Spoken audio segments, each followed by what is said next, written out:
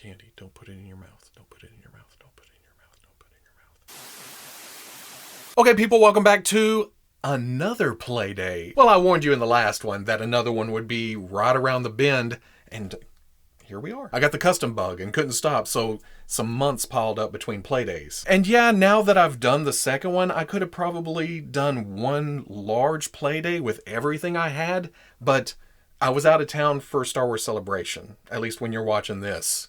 And when I'm recording this, next week is Star Wars Celebration. I figured do a couple of smaller videos to fill in the gaps for when I'm gone. Also, like the last, this is full of really my own customs, along with one figure that was sent to me, just because I want to get my stuff out of the way. That way I can get into the backlog of P.O. Box stuff that I haven't even gotten into yet. I'll get to it when I can, I promise. And just like the last Playday, let's start things off with something store-bought with the Disney exclusive First Order multi-pack. Because, again, is this childproof? This is mostly reuse, but I'm a sucker for a trooper and some photoreal upgrades. But then my mood turns sour when I look at the crappy Astromech Black Series keeps giving us. It's not cute anymore. Well, hell, was it ever really cute? This is essentially a repaint of the Black Series R5 we've been getting for a while. But this is the scale that they're supposed to be. This is the Bandai Model Kit R5. Now, I skipped some of the releases. I think there was a 3-pack I remember seeing at Toys R Us one time, and the R2 repaints and the R5 repaints. So I don't know what all has come before this, but I feel like it's enough to justify a new Black Series Astromech sculpt. And then they can turn around and do all the repaints again. I know some people don't care for that, but that's the whole point of droids. Especially R2 units. Do you know how many color schemes there are in the movies? So give us a better size, a better sculpt. People will flock to buy new ones. Now the mouse droid in this set, this is cute. And I had forgotten that we already had one from Vice Admiral Rampart from Bad Batch. Paint jobs are slightly different, which is cool because I'll take as many mouse droids as I can get. And they have rolly wheels. General Hux, I'm happy to get. Again, it's got a photoreal upgrade. Look at that. This is the old one. This one's much more realistic. It has a little glow to the skin. Yeah, it's shiny like we've been seeing with a lot of new photoreal, but I can fix that. I kind of like the hat better. But pulling this off the shelf, I realize, oh man, that is a dust-catching bastard. Also notice the sheen of the clothing's a little shinier on the new one. The First Order symbol's slightly different too. And the stripes are painted way better on the sleeves. But I find myself gravitating to the First Order AT-AT driver. There's just something about a good-looking trooper. Look at this thing. There's so much drawn from the original trilogy AT-AT driver. It looks like a natural progression, a nice evolution. But it took me a minute to realize that this is complete body reuse of the First Order TIE Fighter pilot, which is kind of thin, especially with the size of these helmets, but it still works. Did change up the chest boxes, and I love this new one. That green right there so reminds me of a old calculator readout. Also adds a back piece with this hose running. And then, of course, the helmet. I love this style helmet. He's very grumpy. As far as this being worth $75, I don't see it. At new figure prices, $25, $25, $25? If you really need this, wait for a discount. They run those codes all the time. And I don't think there's a big worry of it selling out anytime soon. I think I showed this during the review or something, but I've secured all the parts onto it now to give myself a Jim Hammond Human Torch. This is just the Hasbro Marvel Legends retro carded Fantastic Four Human Torch with the Marvel Select Human Torch alternate head and hands. You get a fireball wielding right hand, a kind of spread out fireball array shooting left hand, and then a faceless Human Torch head. Yeah, the translucency of the reds is slightly off, but I also think of it as the fire gets hotter as it goes up. How about that? That sounds like a good excuse, a good justification. But I think it may balance out if I come in with a Gundam marker and fill in these grooves right here. Or if you just want to use the hand effects with a full-on Marvel Legends Human Torch with the original head, that'll work too. Those gold eyes kind of blend with the fire effects here. The select head size may be just ever so slightly bigger, but because of it missing the features and moving up into the flame, it's barely noticeable. I'm happy with this. I do need to find something better than blue tack though. I'm gonna thicken that peg or something, because red and blue make green. You can kind of see it through there. Do they make red tack? I've only ever heard it called blue tack or poster tack. Somebody let me know, or I guess I could just look it up. I have a device that does things like that. But this can go on my classic character shelf. Johnny with the Fantastic Four. Oh, another character. What do you do with an extra Rise of Skywalker C-3PO with the color change gimmick to the eyes that just so happens to stay red all the time because of the temperature of your house and trigger finger hands? You make a C-3PX. It's kind of a no-brainer. The red eyes give them that evil look. You just throw a X up on the forehead, give him a blaster to hold in that very appropriate trigger finger hand, and then add some of the pop-out lasers he was equipped with over the years. And those were salvaged off the actual 3 3/4 inch C-3PX. I had forgotten how small these figures could be. I've been doing 6-inch so long that when I got this in the mail, I was like, wait, is that right? Those guns were so big on this smaller figure that once I put them on here, they look like they could be concealed within the limbs. That completely works. Plus, that C-3PO uses the most updated, the most articulated body that Hasbro has, with the bicep swivels and the elbows and the nice hula hoop. You can actually get it into poses that looks intimidating. Well, as intimidating as a protocol droid can be. I feel like that's part of the charm of the character. You think it's supposed to be proper and semi-harmless, then it turns around and just kills you. But let's talk about Marvel Legends Reavers for a moment. It all started with Skullbuster, which got me excited because, as a lot of people know, Outback is one of my main X-Men eras. So this just got the wheels a-turning. That figure came with a Reese head that I customized. This was on an older Playday. This is a gung-ho body with some McFarlane Fortnite arms. I'm going to screw up the order for a minute because I don't remember when some of these were released and when I finished the next custom. Then from Hasbro, we got Lady Deathstrike and Donald Pierce, which I know is the wrong costume when it comes to the Reavers. He was wearing that crazy armored thing, but that's a future custom. For the moment, with these robot hands, he fits in okay here. Well, he was the leader, huh? He should be right here. Because I got to make room for the custom Bone Breaker I made at some point. This torso came from the same McFarlane Fortnite figure as here.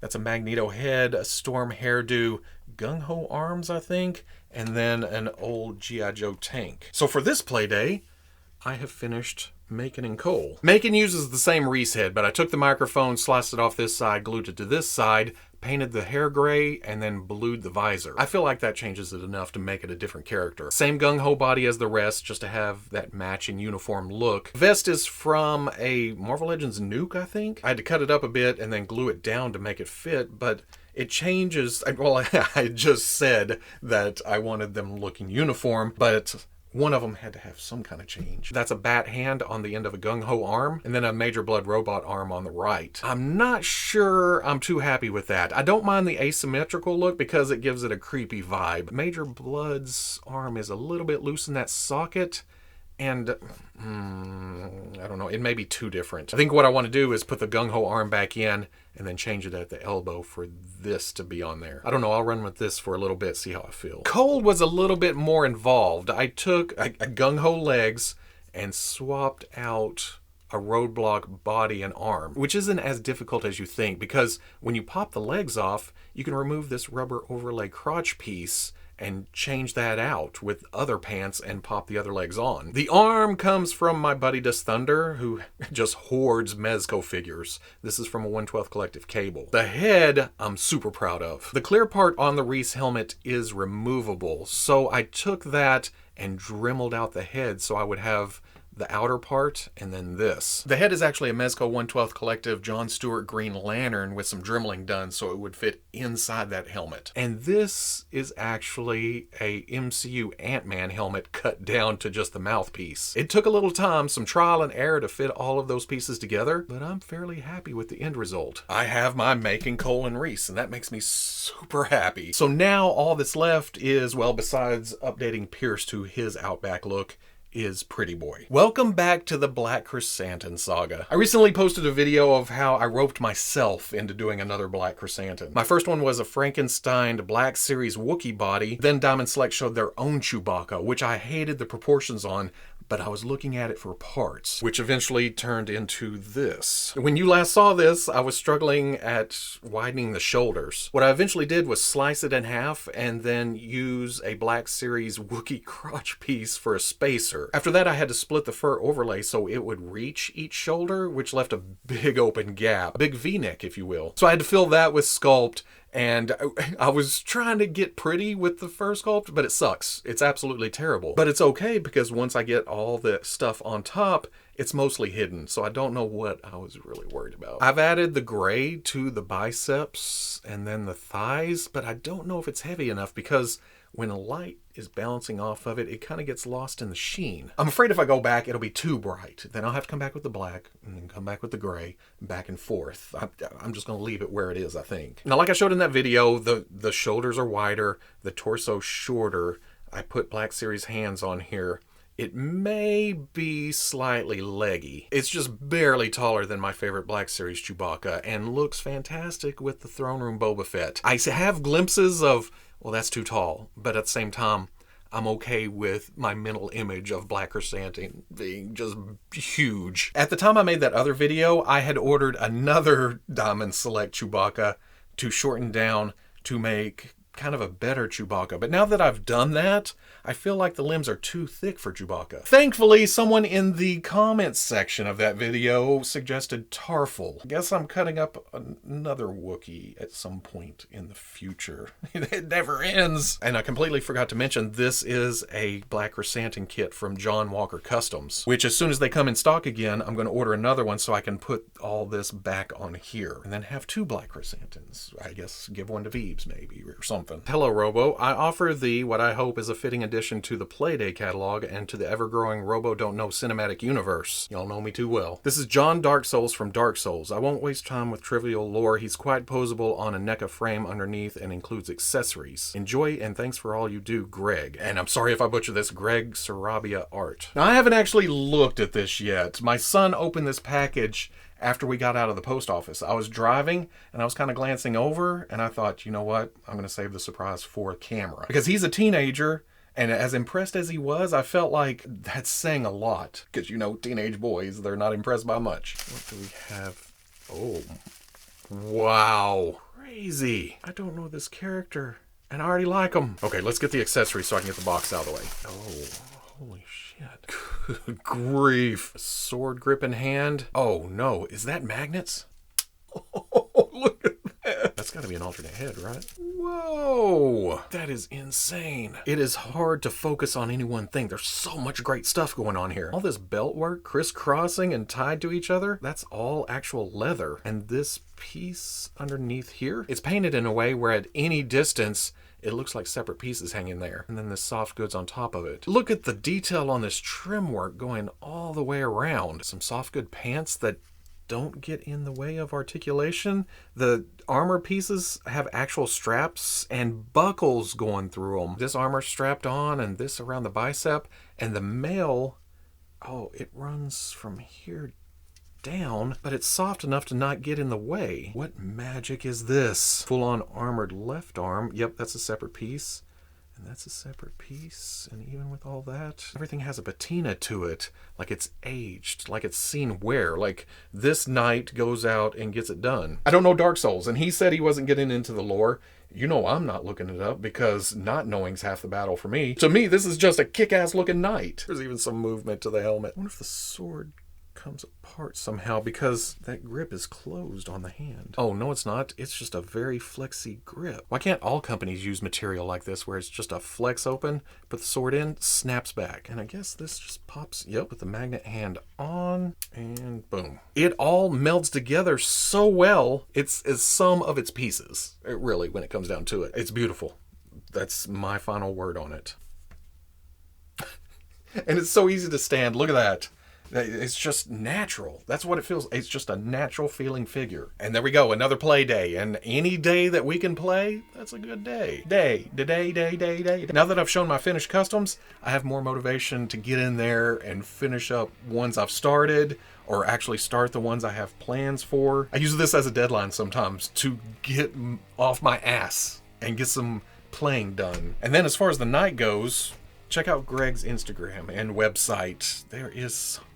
I went and looked between opening that up and filming this, and man, it's just some beautiful, beautiful work. But if you enjoyed this playdate, comment, like, subscribe. Much love to the plus if you're interested in seeing videos early or in a position to help out the channel, patreon.com. Wherever you may be watching this, always catch you on the whoosh. Most of my custom ideas spring to life when I see promotional images for upcoming things, which means half of the stuff I have planned, the fodder's not coming out for a few months. And by that time, I'm liable to forget. I need to start writing this stuff down. Oh, if anybody has a line on a Tarful head and gear, let me know. Because I'm going to have to get working on that extra select Chewbacca.